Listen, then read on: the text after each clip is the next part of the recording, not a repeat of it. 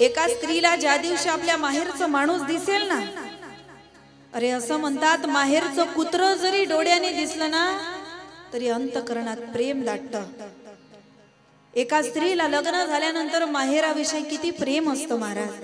माहेराचं नाव जरी ऐकलं ना, दिवाळीचा सण आला असेल, गौरी गणपतीचा सण आला असेल, ती वाट बघत असते माहेरी मला घ्यायला कोणीतरी येईल. एवढं प्रेम असतं त्या माहेराविषयी. आणि महिला मंडळी तुम्हाला एक सांगू का, रोजच्या कामाला संपूर्ण काम आवरायला आपल्याला जर 3 वाजत असेल ना, तर ज्या दिवशी माहेरचं कोणी येत असेल ना, ते काम 10 वाजेपर्यंत पूर्ण होऊन जातात. 11 वाजेपर्यंत तर नक्कीच होतात. का? माहेरी जाण्याची ओढच काही वेगळी असते महाराज. गौरी गणपतीचा सण येतो ना, आणि गौरी गणपतीच्या सणाला प्रत्येक लेक आपल्या माहेरची वाट बघत असते. माझा भाऊराया मला घ्यायला येईल.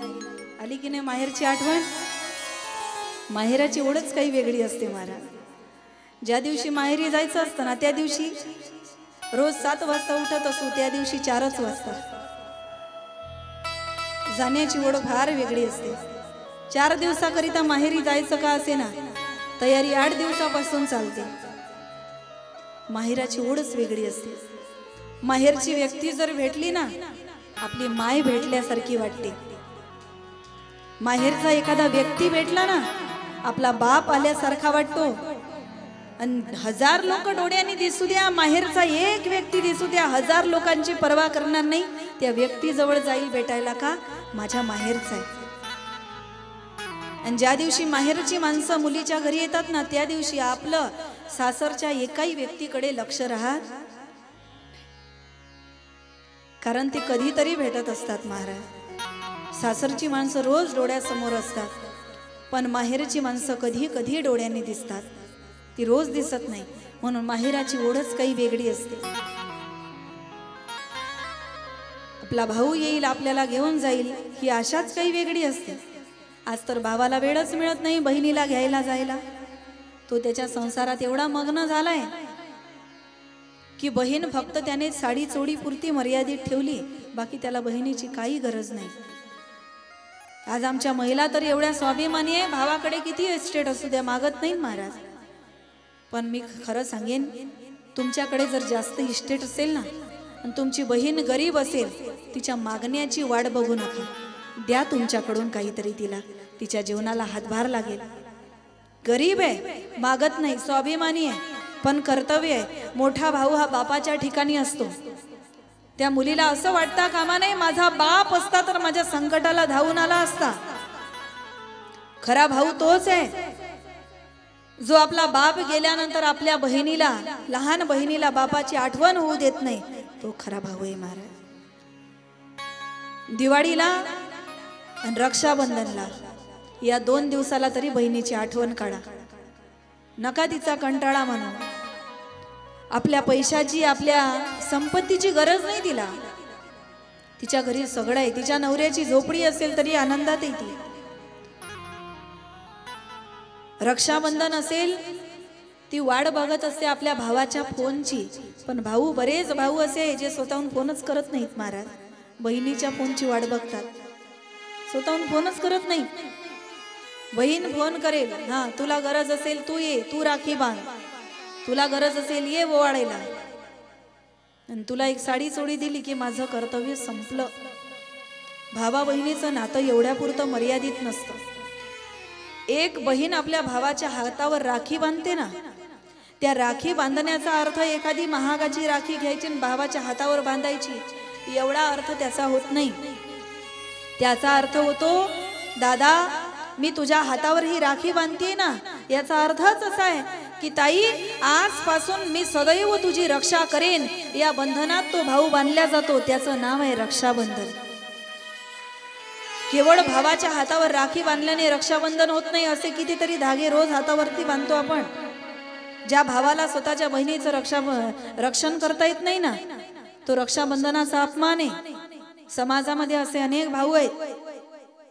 रस्त्यावरून जात असताना एखादी मुलगी आपल्याला जाताना दिसते, चार चौघांचा मुलांचा घोळका त्या ठिकाणी उभा असतो आणि आपण जर त्या मुलीची टिंगल टवाडी करत असू ना, तर त्यावेळेला मनामध्ये हा विचार करा, मला पण एक बहीण आहे, माझी बहीण पण उद्या कॉलेजमध्ये जाईल, आज मी या मुलीचा जो अपमान करतोय तो जर उद्या माझ्या बहिणीसोबत झाला तर मला चांगलं वाटेल का?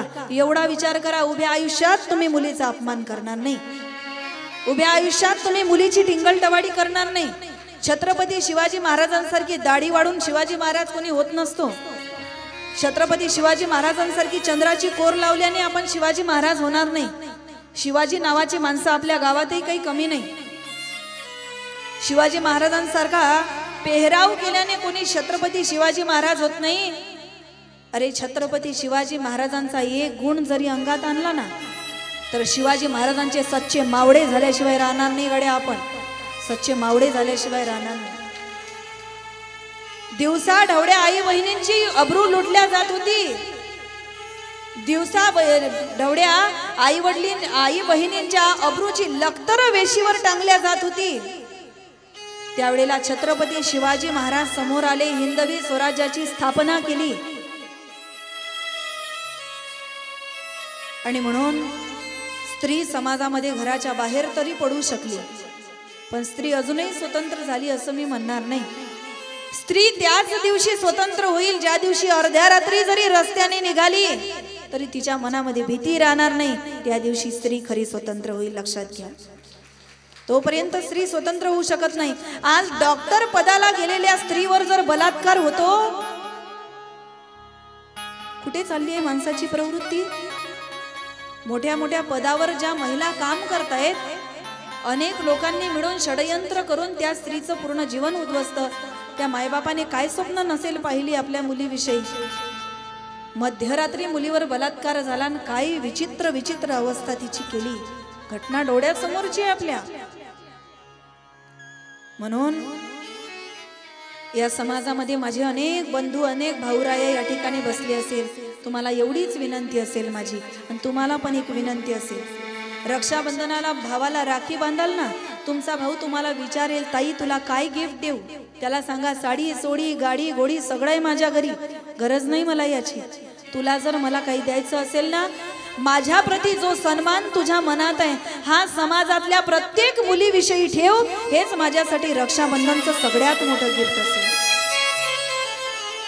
आणि तुम्हाला पण एक सांगेल मी, आज समाजात दिसणारी एक आपली पत्नी सोडली ना, तर जगातल्या सगळ्या मुली या आपल्या बहिणी सारख्या असतात. तुकोबारायांच्याकडे एक स्त्री गेली होती तुकोबारायांना भ्रष्ट करायला. त्यावेळेला तुकोबाराय म्हटले, जाई हो माते न करी सायासा, आम्ही विष्णू दास तैसे न हो. तू माघारी जा, माझ्याकडून कुठली अपेक्षा करू नको. म्हणून एखादी मुलगी जर तुम्हाला भरकटत दिसेल असेल ना, तर अशा वेळेला तिला काही दोन चांगले शब्द सांगा, तिला चांगल्या मार्गावर येण्यासाठी मदत करा. एखाद्या अडचणीत फसली असेल तिला पुन्हा अडचणीत टाकू नका. प्रत्येक व्यक्ती चुकतो महाराज जीवनात, पण चुकीतून जो शिकतो तो खरा माणूस आहे. म्हणून तुम्ही पण आपल्या समाजात असणाऱ्या आया बहिणींची आपल्या बहिणीसारखी इज्जत करा, सन्मान त्यांना द्या. हेच त्यांच्यासाठी असलेलं सगळ्यात मोठी भाऊबीजेची ओवाळणी असेल. सगळ्यात मोठी ओवाळणी असेल.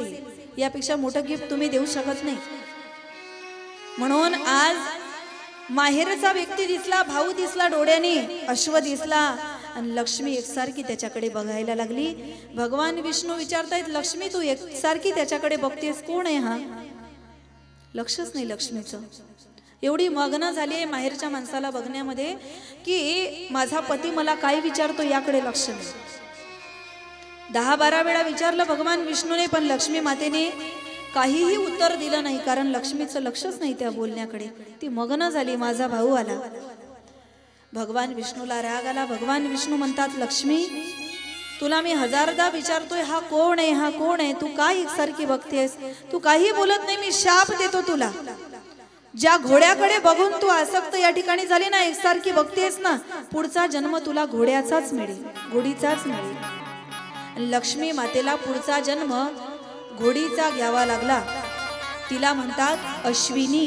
घोडा म्हणजे अश्व, घोडी म्हणजे अश्विनी. कोणाचं नाव अश्विनी असेल तर मला माफ करा बरं.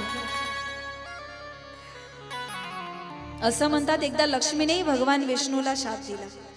देवी भागवताने सुंदर वर्णन केलंय. एकदा सुंदर शृंगार केला लक्ष्मी मातेने. स्त्रियांचा स्वभाव आहे, शृंगार केल्यावर त्या पहिल्यांदा आपल्या पती समोर गेल्यानंतर विचारणार मी कशी दिसतीये. आपल्याला जर प्रतिक्रिया मिळाल्या नाही तर मग आपली लगेच तळपायातली आग कुठे जाते, मस्तकात जाते. लक्ष्मीने विचारलं, अहो कशी दिसतीये मी.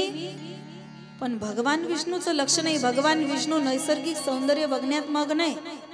राग आला लक्ष्मीला आणि सांगायला लागले, म्हणायला लागली, लक्ष्मी माता एवढ्या वेळेला तुम्हाला विचारतेय मी तरी माझ्या सौंदर्याचं तुम्ही वर्णन करत नाही.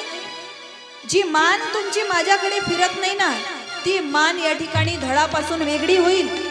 आणि असं म्हणतात ज्या वेळेला शेषशाही भगवान परमात्मा पौडले होते ना आणि धनुष्य सोडायचा होता आकाशात, पण अंधकारामध्ये भगवान विष्णूच्या मानेवर सोडल्या गेला आणि शिरापासून धड वेगळं झालं.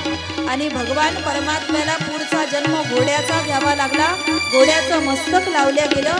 तोच अवतार म्हणजे हयग्रीव अवतार. बोलिये हयग्रीव भगवान की.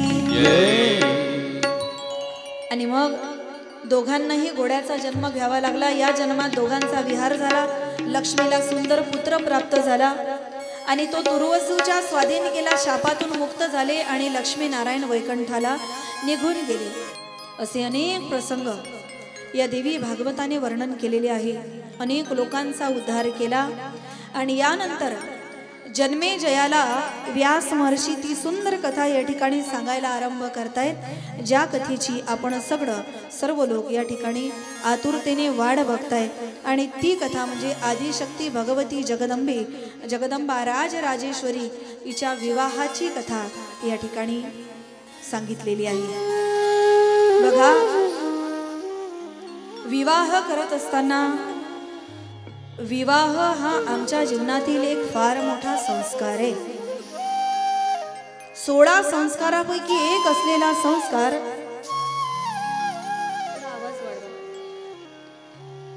16 संस्कारापैकी एक असलेला संस्कार म्हणजे विवाह संस्कार. आणि विवाहाचा जो संस्कार आहे ना, आमच्या जुन्या पिढींनी हे संस्कार फार जपून वापरले. काही विषय कथेमध्ये सांगण्यासारखे नसतात, पण ते सांगितले पाहिजे, त्याशिवाय समाज जागृत होत नाही. सध्या लग्नामध्ये एक नवीन खूण आलंय, प्री वेडिंगचं. लग्नामध्ये बरोबर आहे ना, लग्नामध्ये एक नवीन खूण आलंय, त्याला प्री वेडिंग म्हणतात. लग्नाच्या आधी नवरदेवाने नवरीने लांब कुठेतरी फिरायला जायचं. दोघांनी 8-10 दिवस सोबत राहायचं. अर्ध नग्न होऊन फोटो काढायचे. आणि त्याच्याही पेक्षा बावळटपणा म्हणजे हे अर्ध नग्न असलेले फोटो लग्नामध्ये त्यांचे मायबाप सासू सासरे सगळे नेत्रांनी बघतात. किती बावळटपणा आहे हा. पूर्वी विवाहाची जी व्यवस्था होती ना, पूर्वी 8-8 दिवस लग्न चालायचे, पण परंपरेने चालायचे. 8-8 दिवस लग्नाचा सोहळा चालायचा घरी. एका गावातल्या मुलीचं लग्न असेल ना, अख्खं गाव आपली मुलगी समजून धावून यायचं. पण ते संस्कार पद्धतीने, आपल्या संस्कृतीच्या पद्धतीने चालायची लग्न.